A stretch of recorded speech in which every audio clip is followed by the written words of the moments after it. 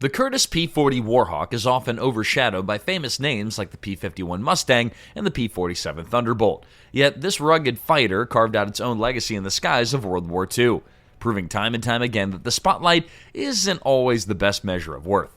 The P-40 was a versatile workhorse that filled a critical role during some of the most desperate moments of the war. Let's dive deep into its origins, design, and combat record to find out why this American fighter remains one of the most underrated aircraft of World War II. When we talk about the Curtiss P-40, we have to look at the rich lineage of Curtiss-designed aircraft that paved its way. Now, Curtiss was no stranger to military aviation. In fact, Glenn Curtiss himself, an American aviation pioneer, had been designing and producing notable aircraft since before World War I. By the late 1920s and early 1930s, Curtiss aircraft had become a staple of the U.S. Army Air Corps, with biplanes such as the P-1 Hawk and its successors providing critical lessons in both aerodynamics and reliability. These early Hawks were classic biplane fighters, featuring open cockpits and wire-braced wings. Although they were a far cry from the sleek, enclosed monoplanes that would dominate the skies in World War II, they established a valuable foundation for Curtiss engineers. Valuable insights about weight distribution, engine performance, and structural integrity were all gleaned from those early designs. The brand name Hawk stuck, and it became the company's notorious ambition to stay at the forefront of fighter technology. But the world was rapidly changing. Aviation technology was in a state of upheaval, with monoplane designs and more powerful inline engines becoming the new standard. Curtiss recognized that the old ways of biplane design wouldn't hold up for the long run against cutting-edge foreign developments. Thus, the stage was set for more evolution. From the biplane P-6 Hawk to the sleeker and more advanced P-36, Curtiss engineers embarked on a journey that would ultimately produce the P-40 Warhawk. Before the P-40 became a reality, Curtiss unveiled the P-36, also known as the Hawk 75. This was a breakthrough monoplane design that drew on the lessons learned from the Hawk biplanes. In contrast to the older biplanes, the P-36 featured an all-metal low-wing configuration, a retractable landing gear, and an enclosed cockpit. Significant steps forward for a company that's well-versed in traditional designs. Developed under the guidance of Donovan R. Berlin, the P-36 impressed the U.S. Army Air Corps with its maneuverability and speed, especially at lower altitudes. However, aviation technology was moving at breakneck speed. While the P-36 might have seemed cutting edge at its inception, it was soon overshadowed by even newer rivals appearing in Europe. Still, Curtiss was determined to keep pace, if not a leap ahead. The P-36 airframe served as the perfect jumping-off point for a newly conceived fighter, which would incorporate a more powerful inline engine in place of the radial engine used in the P-36. As changes were drafted, tested, and finalized, the project evolved to become the P-40. Although the P-40 was sometimes dismissed as a stopgap measure until better fighters could come online, it quickly found itself in the heat of battle, flying on every major front from the sands of North Africa to the Pacific Islands. The birth of the P-40 was all about balancing proven designs with timely innovations. It was the right fighter at the right time, even if it wasn't glamorous enough to steal the headlines like some of its contemporaries. One of the defining features of the Curtiss P-40 was its inline Allison V1710 engine. This 12-cylinder powerhouse was liquid-cooled, and while it offered excellent performance at lower altitudes, it notably lagged behind some of its contemporaries at higher elevations. Critics often pointed to the Allison single-stage supercharger as the P-40's Achilles heel, since this did limit its high-altitude capabilities. However, for dogfights taking place below 15,000 feet, it was both respectable and dependable. The engine was positioned so that the pilot could have a better view over the nose, enhancing forward visibility. The design choice differed from the radial engine fighters of the day, which often restricted forward view. Additionally, the airframe itself was robust. The P-40 had a single sturdy wing spar that kept the wings from flexing excessively during high-speed maneuvers. Though the tight engine cowling could sometimes lead to overheating issues if not maintained diligently, it streamlined the aircraft's profile and reduced drag.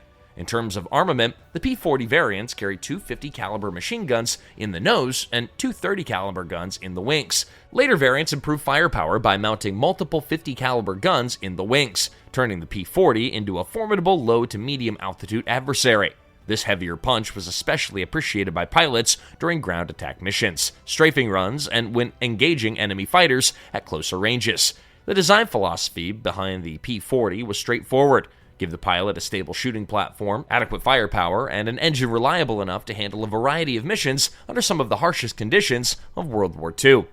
The Curtiss P-40 first entered service with the U.S. Army Air Corps in 1940, right on the cusp of America's deeper involvement in World War II. However, the aircraft made its combat debut not under American markings, but with foreign operators, most notably for the British Royal Air Force, or RAF. When Britain found itself in dire need of modern fighters to combat the Luftwaffe, it looked to the United States for support. Through Lend-Lease arrangements and direct purchases, the RAF acquired P-40s, initially called Tomahawks in British service, and deployed them across the globe.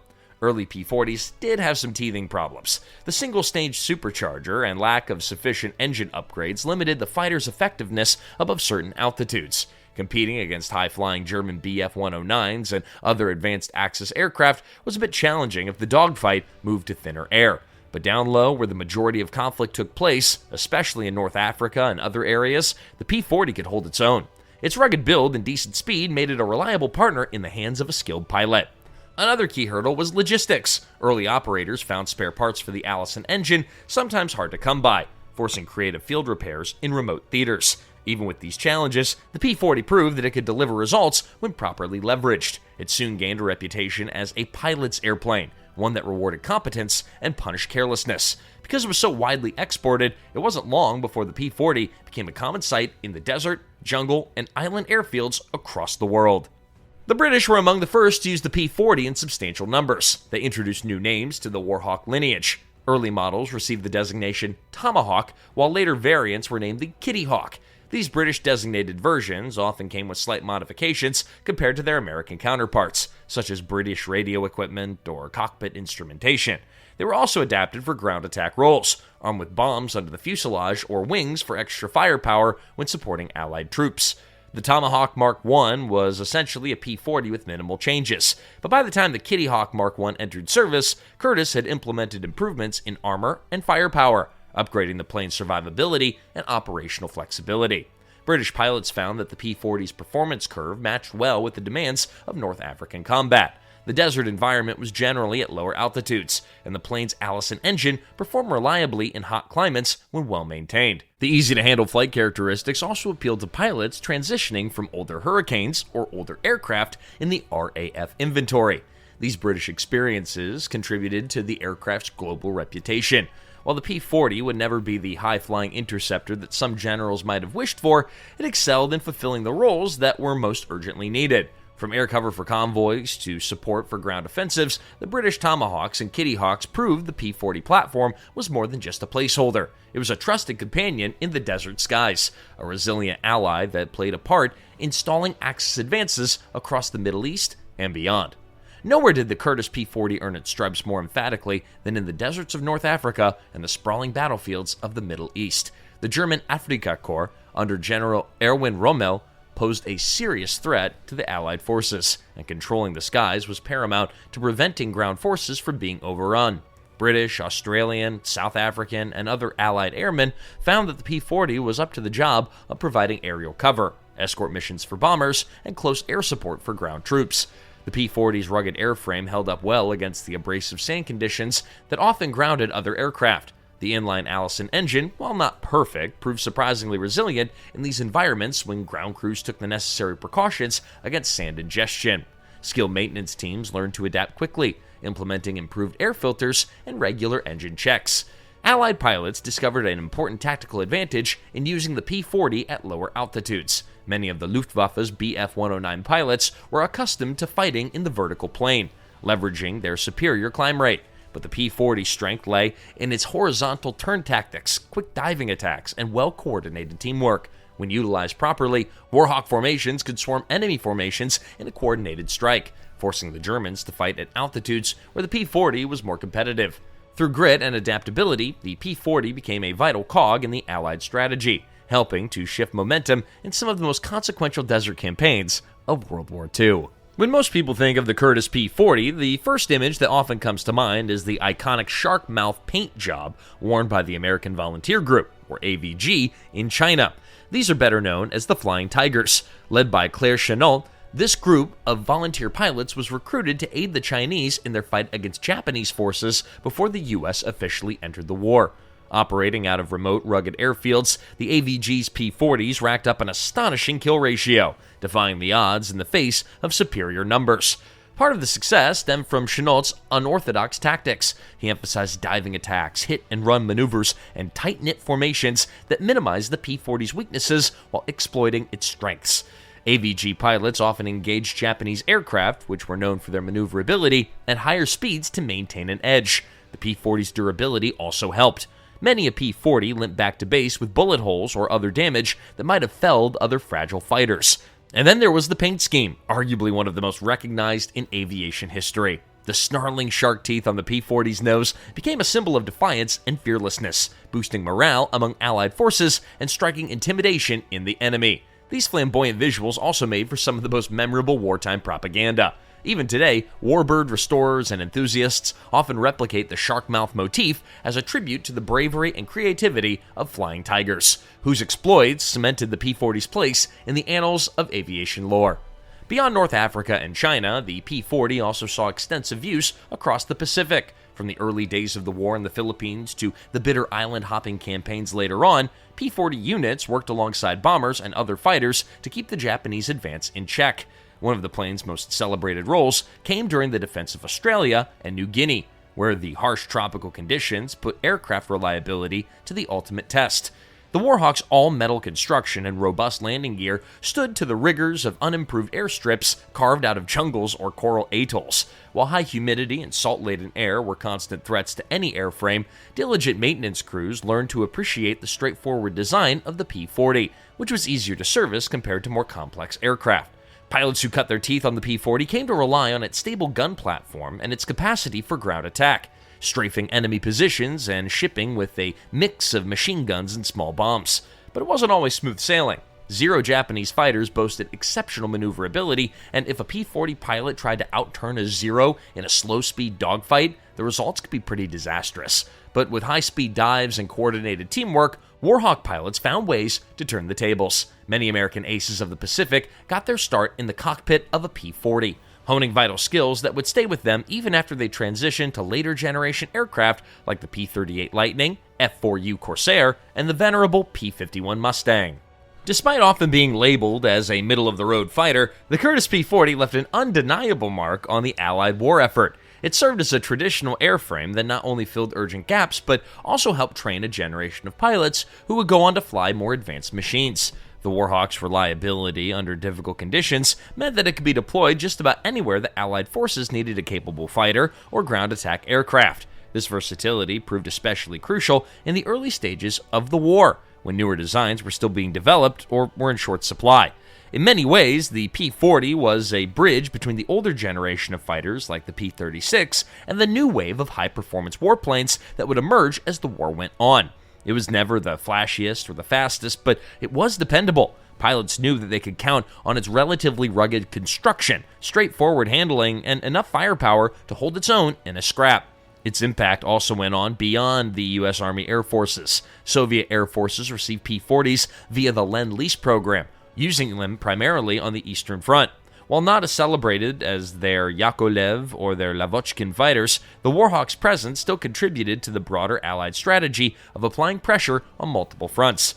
It might be easy to overlook an aircraft that lacks the glamour of the P-51 Mustang or the sheer firepower of a P-47 Thunderbolt, but the P-40's track record of service stands as a testament of its worth. No aircraft is perfect, and the Curtiss P-40 had its fair share of detractors. The most common complaint revolved around its performance at higher altitudes, primarily due to the Allison engine single-stage supercharger. This limitation was critical in the European theater of operations, where long-range, high-altitude interceptions were often needed to protect bombers on deep penetration missions. In these scenarios, the P-40 simply couldn't climb fast enough or stay effective above certain thresholds. Another shortcoming was its overall pace of development. As the war dragged on, many aircraft underwent successful waves of modifications that drastically improved performance. While Curtiss did introduce upgraded variants, such as the P-40D and later models with more powerful engines, better armament, and refined aerodynamics, the Warhawk just couldn't keep up with the leaps that other designs, like the P-51 or the Spitfire, were all making. This isn't to say that the P-40 never improved. It did, but the improvements weren't as transformative as those that propelled certain other fighters into legendary status. Ergonomics inside the cockpit also drew some mixed reviews. Some pilots complained of cramped spaces and less than ideal instrument layouts. Certain war stories recount how pilots had to make do with less refined controls, especially with the adrenaline of combat pumping. Now, jokes aside, these criticisms don't negate the P40's contributions. They simply underscore that the P40 was a product of its time, and like all tools of war, it had contexts in which it excelled and others where it fell a bit short. Curtiss turned out over 13,700 units of the P40, a testament to how valuable the Warhawk was to Allied forces during World War II. This production figure placed it among the most built American fighters of the war, fewer than the P51 and P47, but still a commanding number. Curtiss's Buffalo, New York factory was the beating heart of the P40 assembly, with thousands of skilled workers laboring day and night to keep up with Allied demands. The P40 lineup evolved through multiple variants, each designated by letters that indicated incremental changes. For instance, the P40B added self-sealing fuel tanks and better armor protection, while the P40C introduced improved fuel systems. The P40D and subsequent E, F, and L models brought heavier armament and tried to address the altitude performance issue by installing two superchargers, or in some cases, a British Rolls-Royce Merlin engine. However, logistical challenges often curtailed the widespread adoption of these higher performance solutions. The British naming conventions also mirrored these improvements. Tomahawk Mark I, II, and Kitty Hawk Mark I, Mark 1A, Mark III, etc. Each was a new batch of aircraft that might feature a small yet significant tweak: stronger wings, better canopies, relocated radio equipment, all of which to enhance survivability and pilot comfort. In short, the Warhawk's family was continually refined, but the fundamentals always remained the same: a durable airframe, a straightforward approach to engine installation, and a focus on delivering reliable close support and medium altitude prowess. For the Allies, quantity definitely had a quality all on its own. Although the P-40 was initially conceived as an air superiority fighter, it soon found another calling: close air support and ground attack. Equipped with bombs or even small underwing rockets in some variants, the Warhawk could deal a heavy blow to enemy armor, supply columns, and entrenched positions. This role was particularly valued in North Africa, where troops relied heavily on prompt and precise air interventions to counter Axis advancements. In the Pacific and Southeast Asia, the plane's ground attack credentials were also on display.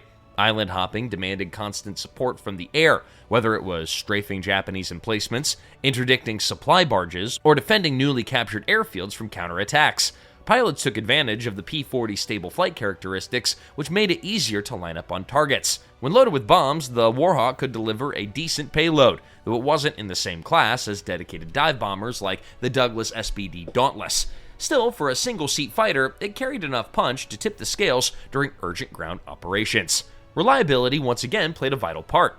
In many frontline situations, ground crews had to deal with limited spare parts, makeshift repair facilities, and punishing environmental conditions. The P-40's straightforward design and robust construction proved invaluable. Although the Warhawk's best-known feats might be related to aerial duels, like those of the Flying Tigers, the plane's role as a ground attack asset was equally pivotal in achieving Allied objectives. In war, versatility often counted as much as outright performance. As World War II progressed through its final stages, advanced fighters like the P-51 Mustang, P-47 Thunderbolt, and the British Tempest overshadowed the P-40. The strategic demands for high-altitude escort missions, long-range bomber support, and cutting-edge interception capabilities left the Warhawk behind in many theaters. By 1944, frontline units in the European theater were re-equipping with faster, higher-flying aircraft, but the P-40 increasingly found itself relegated to secondary roles or transferred to Allied nations that were still finding them useful in local conflicts. However, it remained in production longer than many people realize, with the last Warhawks rolling off the Curtiss assembly lines in late 1944. In the hands of experienced crews, P-40s continued to see action in remote parts of the world until the war's end. After 1945, many surplus P-40s were sold off to smaller air forces or private owners. Some were scrapped, while others found new life as trainers or test platforms. A few even made their way onto the airshow circuits in later decades. Today, surviving P-40s are prized warbirds, lovingly restored to fly in commemorative displays. Seeing one of these machines thunder through the sky, decked out in the famous shark-mouth livery, still draws a crowd and stirs a sense of nostalgia. The Warhawk's ultimate legacy is that of a dependable, versatile fighter that rose to meet one of history's most daunting challenges. Overlooked by some, criticized by others, yet cherished by the pilots who flew it. The P-40 story remains a cornerstone of American aviation heritage. The Curtiss P40 might not always get the same fanfare as other World War II fighters, but its legacy speaks for itself. A rugged, versatile aircraft that more than pulled its weight in a time of global crisis. Hey, look, it was a workhorse that paved the way for Allied victories across multiple fronts, supporting countless operations from the deserts of North Africa to the jungles of the Pacific. We hope you found this in-depth look at the Warhawk more informative and entertaining. There's plenty more to explore about the P-40 variants, the combat strategies, the continued influence on modern aviation. So if you're excited to learn more about history's most iconic aircraft, be sure to subscribe to our channel. We've got more deep dives coming your way, and you won't want to miss a single one. Thank you for watching.